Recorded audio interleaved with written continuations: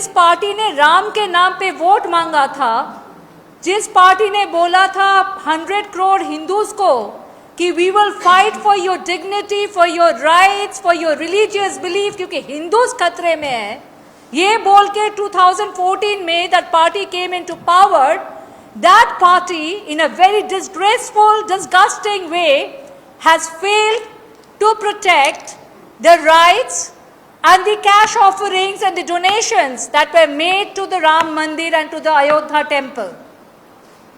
Now Lord Ram, he is not a political tool, he is not a political figure, he does not belong to any political party, he does not belong to BJP, he does not belong to Congress, he does not belong to BJD or to Trinamool Congress. He represents the faith and dignity of millions of Indians. He is a virtue of righteousness.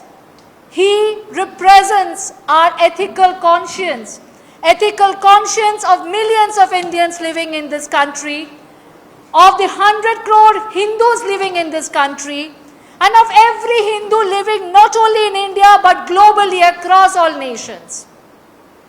जब उसी Lord Ram के नाम पे लिया हुआ चंदा चोरी होता है, तब हम सिर्फ एक ही बात बोल सकते हैं कि बीजेपी का काम है ये, राम के धाम, और बीजेपी ने किया चोरी सरेआम. Then as a principal opposition party we cannot stay quiet, we have to go out and reach out to people, and that is what we are doing through our friends in the media now. Now we have some very basic queries. First of all, this trust, it was formed by the PMO only, the Prime Minister's office. All the people there were hired, were appointed by the PMO. The organizational structure, the roles and responsibilities were defined by the PMO.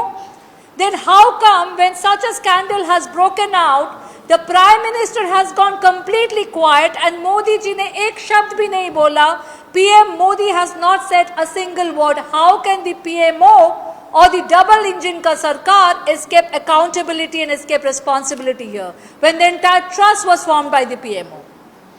Our second query, they are saying it's only the doing of some lower ranking employees and lower ranking officials. But had that been the case, had the process been followed, had the due diligence been there, then why is it that the General Secretary Champat Rai and the trustee Anil Mishra had to resign and their resignations were accepted? If everything was going as per the process, why were their resignations accepted? Number 3, we had the trust treasurer Govind Devgiri, who had come out and acknowledged that there had been financial irregularities. We had the Gopal Rao's case, who was a special invitee to this trust. His removal is still not confirmed because there are contradictory media reports. Some reports suggesting that he has been removed from the trust and some reports suggesting that he is still continuing. We had Krishna Mohan ji from RSS, who has now been appointed as the General Secretary of this trust, and even his appointment is controversial because there are media reports suggesting that he was trying to suppress the facts, he was trying to do a cover-up so that this scandal does not come out in the public domain. Under this circumstance, this data, these facts are deeply disturbing. So our demands are, we want a Supreme Court monitored judicial probe, because अब तक जो सामने आया है, it could be just the tip of the iceberg. Till now we know that despite having CCTVs, despite having security processes, despite having checks and balances, we still had a huge amount of cash offerings, donations, silver and gold jewelry are missing. We have multiple allegations of fake receipts being given. Fake receipts being given and multiple false expenses being accounted for. We had events like we know that 113 crores were allegedly spent only for the Pran Pratishtha event. More than 10 crores was spent last year on the flag hoisting ceremony. There are multiple such events where huge amounts of money had been spent. So what we are demanding here is, first and foremost, there should be a Supreme Court monitored judicial inquiry so that we know what is the extent of damage. We probably only know very few things right now. Secondly, such a massive financial scam, such a massive loot could not have happened by only a few low-ranking officers. It could not have happened without the protection of highly influential people in the government and outside the government.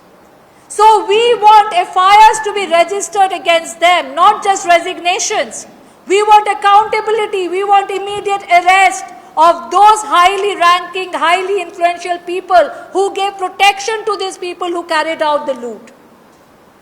Number 3, we want forensic audit. For all the land transaction, for all the cash offerings, for all the expenses in the events, let there be a forensic audit and let the findings come out in public domain. So that as the principal opposition political party in India, and even as a journalist or a normal citizen, ordinary citizen, you have access to those findings and you can ask relevant questions to the government. So a judicial probe, independent forensic audit, and we want immediate arrest, and we do not stop there. Since the trust was formed by the PMO, we want a statement from the Prime Minister on such a sensitive issue. How can PM Modi go completely mum, go completely silent?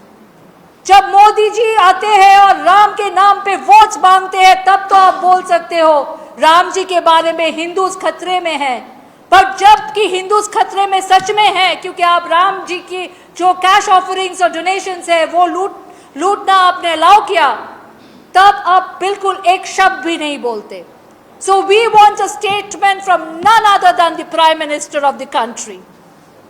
And number 5, our last demand, we want this trust body to be dissolved and a new body to be independently formed. We should have religious leaders and citizens of impeccable integrity. We want a new trust body. So these are our 5 demands. We want a statement from Prime Minister Modi. We want a judicial inquiry monitored by Supreme Court so that we actually find out what all things have gone missing. And we want the real culprits जो पीछे है, सिर्फ some low-ranking officials को arrest करने से काम नहीं बनेगा. We want the real officers to be held accountable and to be put behind the bars. And we want a forensic audit so that we find out what exactly has been going on. Again, I'll repeat that Lord Ram does not belong to any political party. हम लोग राम के नाम पे vote नहीं मांगते. But he is there as our moral compass.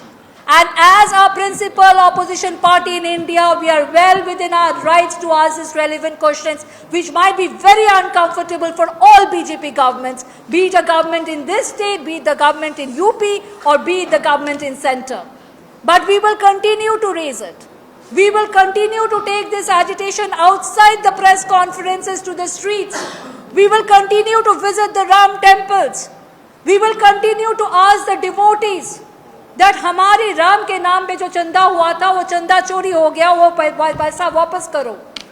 ये चंदा चोरी जो हुआ है, it is a matter of trust, it's a matter of disgrace.